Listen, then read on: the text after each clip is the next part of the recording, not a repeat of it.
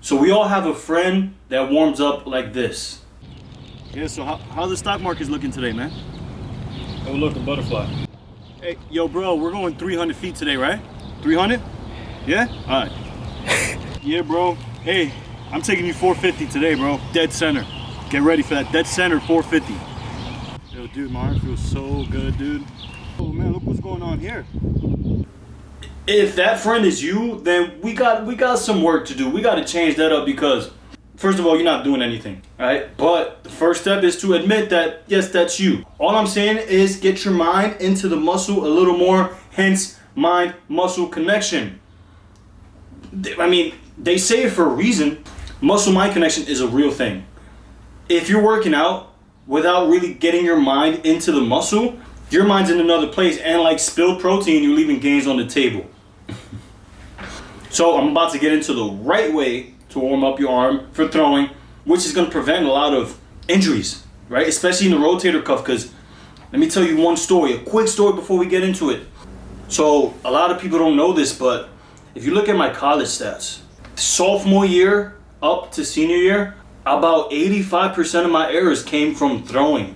Reason why they came from throwing, because I was playing in pain for 3 years. Why was I in pain? I decided to long toss one day without stretching, without warming up my rotator cuff, without warming up my labrum, without warming up anything. And I just kind of, started throwing and warmed up by throwing. And that was my fault because I honestly, like the New York in me, right, the tough in me, was like, nah, I'm going to play through this. And I'm going to figure out a way to get the ball to first base. I couldn't do it. And I don't regret any of it because at the end of the day, I went to 2 different doctors and their diagnosis was a torn labrum. And it literally took 20 seconds to run the test. It was one of these. Yeah, hands up, turn your fingers. Don't let me push your arms down. Oh, that hurts. Yeah, you have a torn labrum. You need surgery. I did not want labrum surgery because a SLAP tear is hard to recover from. I did a lot of research and it's almost like, yeah, you will never throw the same. So I'm like, yo, I don't want surgery. Let's try to rest it. Let's try to rehab it. Let's try to, research it. I'm not trying to get no surgery. So what I did was I did research and I learned about the rotator cuff muscles, which is multiple muscles. There's 4 muscles in the rotator cuff. A lot of people think it's rotator cuff is 1 muscle. It's 4 muscles. I did a lot of research on working out the 3 rotator cuff muscles in the back. There's a rotator cuff muscle inside your armpit. It's called the subscapularis, and the job of that muscle is to just turn your shoulders in. It's often worked out because of poor posture. Once I learned that, like I really took it upon myself to get in there and get the knots out. So I just recently learned about getting your thumb in there. I used to use a broomstick. Whoa. Yeah, this thing, I'll put tape on it so it doesn't hurt. I don't know if you can see it right there, let it focus. Put tape on it so it don't hurt. It don't scratch me up and burn my skin. But I literally just shove that thing in my armpit and boom, I got the subscapularis right now.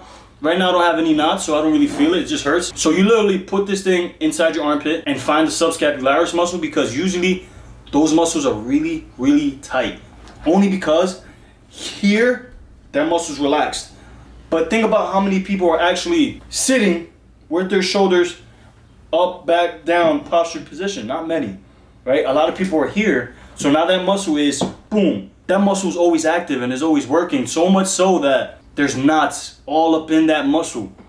And the only way to locate that muscle is through the armpit. So if you guys can find that muscle and just rub out all the knots, just think about how much more relaxed that muscle is going to be. And to avoid it from getting knotted up again, just fix your posture, right? You fix your posture by working out those rotator cuff muscles, those 3 in the back, the teres minor, the supraspinatus, and the infraspinatus. You work out all 3 of those muscles by doing these band workouts that you guys are going to see in about 2 seconds. So don't be that guy that's on his phone just flapping his arm around and call it a warm-up. And don't be this guy either. Yo, hold on, let me get like 50 more. I need to warm up my arm. 50 more, hold on. Yo, bro, what you mean? You should be warmed up already. What we doing here? Yeah, you should warm up to throw, not throw to warm up. So in other words, you shouldn't grab a ball and throw it and be like, oh, hold on, bro, I gotta warm up. No, by the time you grab a ball, your arm is loose. You need 1 or 2 throws and you're good. We had to win. Started from the dirt and the rubble. I had to be the needle that was popping your bubble, letting the air out.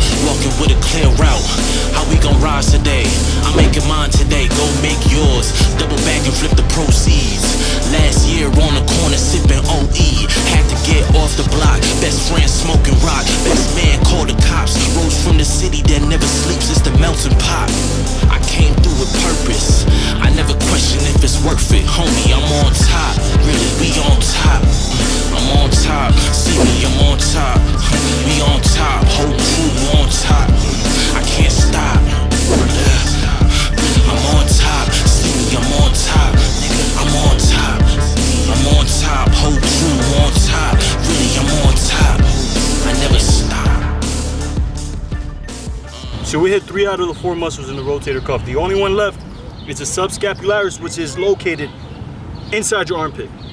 Literally inside your armpit. But the job of the subscapularis is to internally rotate your shoulder. You're already doing that with just poor posture. Bench pressing, with push-ups, etc. So what you need to do instead is you need to loosen up that muscle. So here's a trick. You can use a broomstick or a thumb if you have one. Take your thumbs up, literally dig it inside your armpit, right where it stinks. Dig it up, all up in there. You're gonna feel something that hurts. If you do, you're there.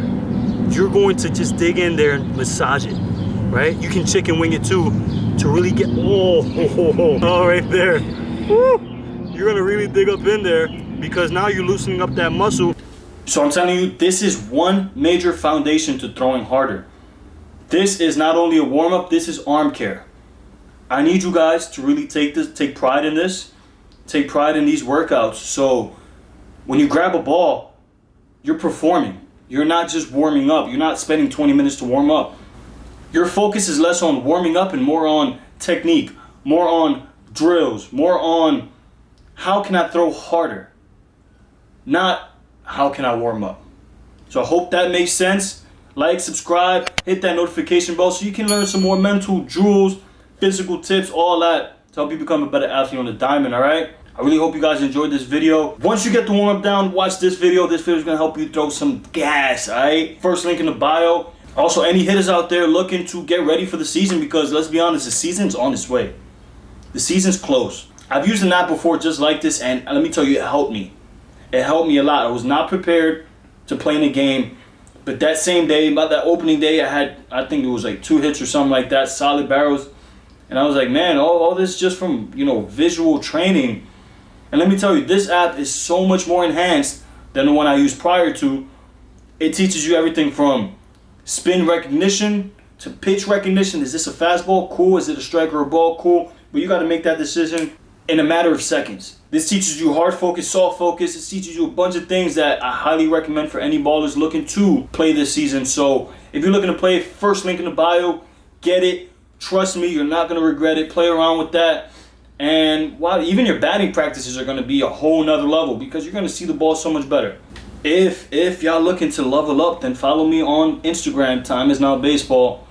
I'm all about leveling up brick by brick. Let's get better every single day. I'm here to help you do that. So, with that being said, let's get to work because you know what time it is. Time is now.